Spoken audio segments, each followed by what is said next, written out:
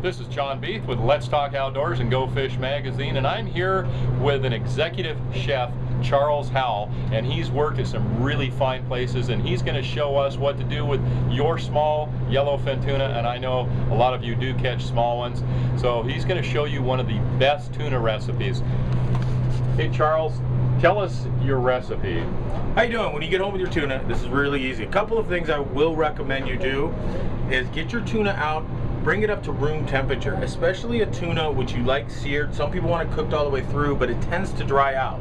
A lot of people don't like it seared because what happens, they take it out of the refrigerator, it's hot on top, and it's cold in the middle. That's a radical temperature change and just doesn't taste right. So I really recommend bringing it up to room temperature. I'm not a big marinade fan. If you have nice fresh fish, you don't need to marinate. One of the big things is don't overcook it. You're searing, it's kind of hard to. Remember, after you take it off the grill, it's still going to keep cooking. So pull it early, and if you're going to air early, because you can always put it back on the grill and cook it more. Once you've overcooked it, you're done. So this is a very interesting one taught to me a long time ago. I can't remember where I learned it. It's a very simple spice rub. I used a tablespoon of chili powder, teaspoon of paprika, half teaspoon cayenne pepper, give it a little spice of liven your taste buds up, half teaspoons of cumin, half teaspoon of cinnamon. I know it sounds weird, but it does come together. And probably the weirdest ingredient of all is a teaspoon of fresh ground coffee.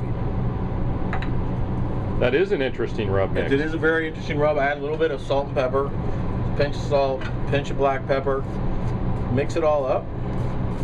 So how many will this do? How many people this will spice this rub serve? will get you 4 or 5.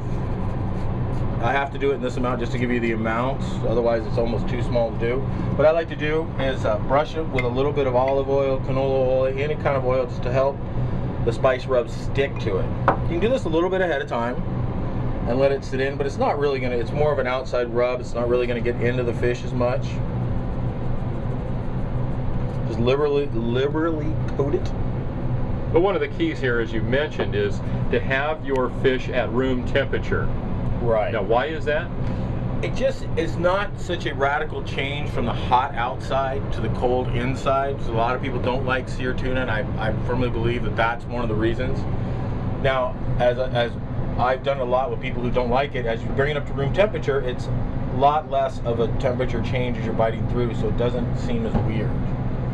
I know. I've always been taught bring it up to room temperature. It cooks more evenly through if you're cooking any kind of meat. Also, when you pull it off, even with the seared piece, you want to let it sit for at least a minute to kind of let the juices redistribute through the piece of meat, so you don't cut it open and everything comes running out. All right, so you've rubbed one side. Are you going to do both sides? Yes, I will do one side once I get it on the grill. Okay. So take it over. I like to use a grill. This would work on your barbecue. On your barbecue, you can do it on a pan, any way you want. Once I get it on, rub it again with a little more oil. It'll help the spices stick and it not stick to the grill. And what kind of oil? I'm using olive oil. I don't really cook with really high grade virgin olive oil at 160 degrees. The olive oil will break down and lose its flavor. And burn too. And burn, so you're wasting money basically.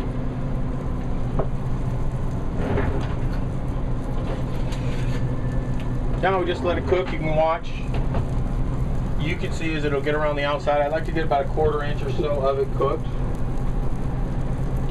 So about how long on each side?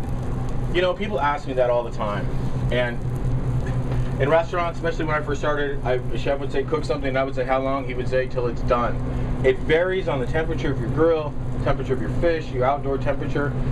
You just want to watch it, especially when you're searing it, so you're going to be able to see as it builds up. Like I said, I go about a 1/4 inch or so of it cooked. And you'll see as that happens. Smells good. Oh yeah. Oh yeah. Like I said, it's an interesting combination of spices, but they work. And you can see it starting to cook its way up. And about halfway through, and this is my restaurant thing, is I will always give it a 45-degree turn so you get those really pretty grill marks. And it looks good on a plate. I was taught the first sense is sight when you see a plate. Second is smell. As you smell it, and what most people don't realize, third is touch. Most people, if you watch, will turn their plate, touch and twist their plate, and then taste. So you want to think about all those things, as I do when I do my presentation.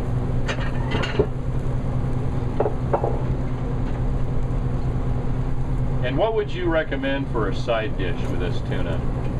I'm a big fan of rice. I like a coconut lemongrass rice.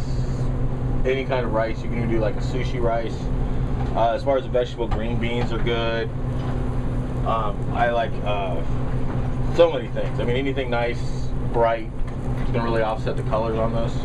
Light. You don't want to do anything real heavy. I don't really like mashed potatoes with fish. For that, I think they're always a little heavy. So it's got a little bit of that blackened style to it.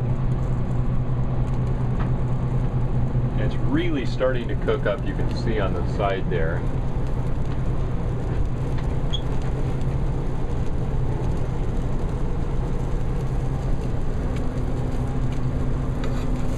Bring it around. You can really see on this end. Oh yeah. I was starting to get that little line of cook. And if it was white all the way through, you've overcooked it. You've overcooked it. Like I said, tuna tends to dry out. And when I was in a restaurant and people would want, I want my fish cooked all the way through, what I would usually do is recommend into something else like a halibut or something I'm going to cook all the way through, because when you do tuna, it dries out so easy.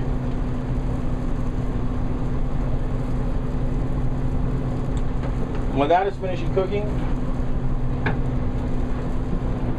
take a little hoisin sauce. It goes really good with this. Now, where would you get that? Is that at every supermarket? Any supermarket. Asian market, easy, but any supermarket. Go to the Asian section, they'll have hoisin sauce. I like the little squeeze bottle, and I do a little zigzag on it, make it look pretty.